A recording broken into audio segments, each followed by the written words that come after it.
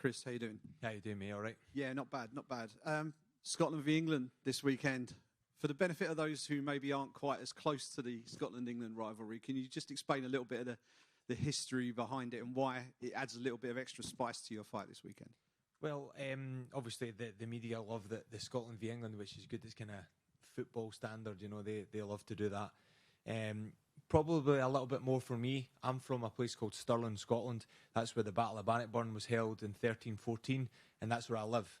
So there's a lot of businesses around my area called 1314, stuff like that. So, you know, it's kind of a historical moment. William Wallace was from that era, and obviously I'm Scottish through and through. And being that you've got Jordan Vucenic this weekend, English fighter, on a good run of form before he headed into the UFC, had his debut and lost that first one. What did you make of him running through Cage Warriors, and how do you think he did in his debut? Oh, he's an amazing fighter, let's be honest, and so am I. It's a great matchup, and I've just said before, you know, we're both in the UFC. We just need to make a name for ourselves, and I'm impressed with him, and I'm sure he's impressed with me, but I don't know if the media or whatever, I'm just getting the vibe that everybody thinks he's going to walk through me, and it's not going to be the case. You had the fight last time out was a big win for you against Oki, bouncing back from the defeat last time, getting that first finish in the UFC. How much did that mean to you to actually not just get the win and bounce back, but to actually get that first finish in the octagon? Yeah, it was good. I always thought I was going to get 50k. I always thought about it, and that time I didn't. And I never even thought it was going to be from a submission. I thought it was going to be from me banging someone out. So yeah, it was cool. It just shows you how much I've evolved since day one. I've been working endlessly for the last God knows how many years to try and get better at all assets of MMA. So I know you got 2 kids at home. How much did that extra 50k help with the family and all that regard? Were they immediately trying to allocate themselves to it? It's gone now. My missus spent it. No, it's been good, man. It's been good. You know, for the longest time, like, I'm a father before I'm a fighter. I need to make sure I'm a protector of my family. I will not ever let my kids be in the situation that I was in when I was younger. It won't happen. You know, I went hungry. I went, you know, through crazy stuff when I was younger. So I will provide for them, hail, rain or shine. So it was a endless battle to try and bring cash in through the door. And, you know, whoever gave me that bonus, whether it be Mike Maynard or Sean Shelby or Dana White, you know, I've still got to shake their hand for that. And you're on a new contract with the UFC, right, as of the last fight. So how much has that been a boon to you as well? Yeah, that's changed my life again. You know, it was all in a winner. You know, I made a good bit of money last year, especially just off that first fight. So more to come as well. But like, I'm not in this for money. Money's great, and I talk about like supplying for my family. But at the end of the day, I could work for DPD and I could end up supplying for my family. I fight for pride.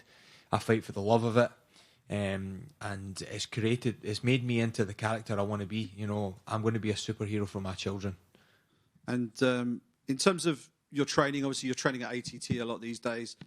I know you've had some help getting over there. Well, initially making that connection with an OG of Scottish MMA, Rob Whiteford. Tell us about how instrumental and how influential he's been in your career. Yeah, for sure. He's sitting right over there, and he's helped me out so much over the years. Like, you can't even fathom it.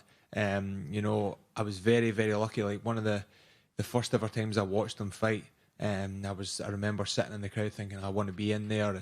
And I remember we'd been training a little bit back and forth. He'd came in and done a couple of seminars, and I was pestering him to come in and train with me.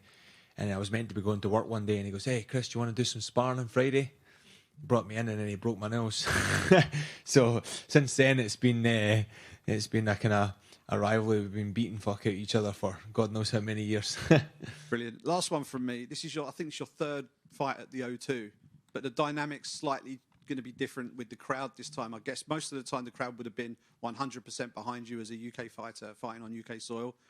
But given that you're a Scot fighting an English fighter, how different do you think the arena will be on fight night? And do you embrace potentially getting a few pelters from the crowd on the way if that happens? Jesus, man, I fought in Mexico City. I thought I was going to get set on fire. Like, it was mental. Like, there was chips getting chucked on the ground, and there was fights in the crowd. So I don't think the English crowd is going to be like that. I remember walking into the chemist when I was in Mexico and the guy had a freaking submachine gun. I was like, what the hell's going on here? But yeah, listen, it's just noise. I'm a professional athlete and I'll deal with that in the moment.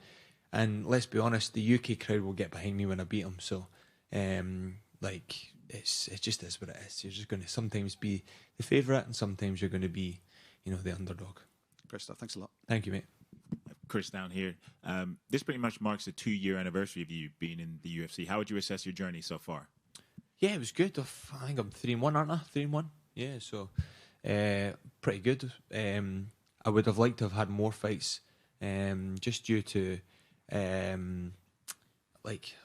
like moving forward, like going with the hype, rolling on. But Robert, he always tells me to slow down. He's like, you're in, man. He's like, take the time to prepare, take the time to enjoy the moment and journey. You can't teach me how to fight anymore. I am the fighter, and I'm just ready to rock. And I know you're not the type to sit back and smell the roses because you're still banging this part of your career. But do you ever think that you've come so far from like herding sheep all the way back in Sterling? Yeah. I lost in Mexico and I ended up having to go back to work. And I was a little bit butthurt. I was a bit pissed off about that. And sometime I spoke to one of my sponsors, Robert Dempster, and he said, you would pay any sort of money or put any sort of time in to be in the position you are right now. So just try and kind of humble yourself and take it on the chin and move forward. And that was really good advice from someone who doesn't fight. And I did. And if you think about it, I would pay any sort of money to be where I am right now. I used to lie down in the pillow at night and blow out candles and wish to be in the UFC, and that's where I am today. And what are the goals for this year for you, fight-wise? I've not even thought past Saturday. The only thing I've got coming up is my daughter's birthday, May 4th. But I'd like another fight or two. Miami would be quite cool. I don't even know what date that is. It's maybe April, the end of April. Or maybe even fight under the undercard of like Dustin or something like that, teammate of mine. Cheers, man. Thank you. Thank you. Hey, Chris, over here. You talked about Dustin. I wanted to start with your fight, but there's a lot of talks about Dustin quitting and it's being his last fight. How much of an inspiration has he been for you as a fighter training at ATT? Firstly, Dustin won't quit. It's the wrong word. He'll maybe retire, but he won't quit. He's not quitting, that guy. But yeah, what can Dustin do more in his career? The guy, super inspirational.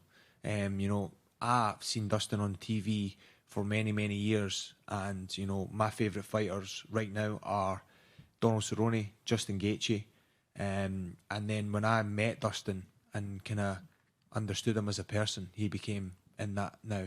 Dustin is one of my favourite fighters to watch, and also one of my favourite fighters all in. So, it's great to see him. I think it would be great to see him fight another guy. I think he should fight maybe Nate Diaz, something like a legend, even fight Max Holloway again. I don't know. It's one of those things. Great words. The question I have about Jordan is, they give you another highly rated prospect. Oki also a highly rated prospect. Where do you see the wins for you against a guy like Jordan? So obviously Jordan's very well rounded. If anybody's not well rounded in the UFC, they're going to get beat. So I'm just going to go in there, trusting my coaches, trusting my training. I have done absolutely everything I possibly can. There is no stone left unturned with this. I can't even think to you did I eat something or did I not do that training session? I rested, recovered, I trained well, I listened to my coaches. What more do you need? You cannot have any more confidence in that. And last question for me: is there a chance we will see you jump the gilly? Well, if the opportunity jumps in there, I will. And I will take anything. Head kick, right hand, left hook, you name it, it's there. Thank you very much. Good luck this Saturday. Thank you. Chris, back here. Here. Oh, got you. Thank you. You're known for your very aggressive style when it comes to fighting in the octagon. What can the fans expect on Saturday night? The exact same. Okay. Pressure, relentlessness, and the will to win. And your opponent is a newcomer to the UFC. Do you see any gaps in his game? There's flaws in everyone's game. No one's perfect in life and in fighting. So it's my job to capitalise on his movements. Sometimes, like, a jab and a cross, it can be picture perfect, but there's ways around the jab and a cross, the slip and a cross. There's ways around these things. He zigs, I'm going to zag. It's one of those things. So there's definitely holes in his game. He's very clean. He's a very, very good fighter. But I'm going to capitalise on every movement he makes. Thank you. Thank you. Chris back here. Hi, mate. Just going back to the first question there, you said, it's almost offensive that people think that this guy's just going to run through me. Right now, the odds makers, I think they have you sitting as like a 3-1 underdog. I know a lot of fighters don't pay attention to things like that, but when you hear that, do you think, what are they seeing that I'm not, that they're disrespecting me to be a 3-1 underdog? Or are you thinking, man, I'm going to make a lot of people money on Saturday? Yeah, I'm going to make my friends a lot of money over this weekend. Everybody's been sending me, it's been crazy. And also, I just want to thank you for messaging me when I lost in Mexico. I really appreciate that message, by the way. Thank you. Yeah, no worries, brother. And then between the two of you guys, I think you probably have more tattoos than everybody in this room combined. Is there any chance we throw like a cheeky tattoo bet on the line between the two of you? The loser has to get, something that the other guy does. Oh God! If maybe we could do, I'll get the epidemic on my ass, and he can get the problem on his ass if he loses or something like that. Bit of fun. Hi mate, it's kind of just an expansion of the first question he's just asked about the general disrespect you're feeling. Is that purely the odds makers who you're suggesting are saying he's going to run through you, or are you seeing fan chatter as well? And is it kind of developed a chip on your shoulder going into this one? Yeah, I had that with Oki as well, and I also had that with Charlie Campbell and all that sort of stuff. It's fuel to the fire. Fans, they're always going to say their shit. I get that every time. Even in the lower leagues, I was getting that just from like randoms. But yeah, it's just prove them wrong. I've been doing it my whole career. Under those bright lights, I'm the man, and I'm going to prove that on Saturday night. Perfect. Thank you, guys. Thanks.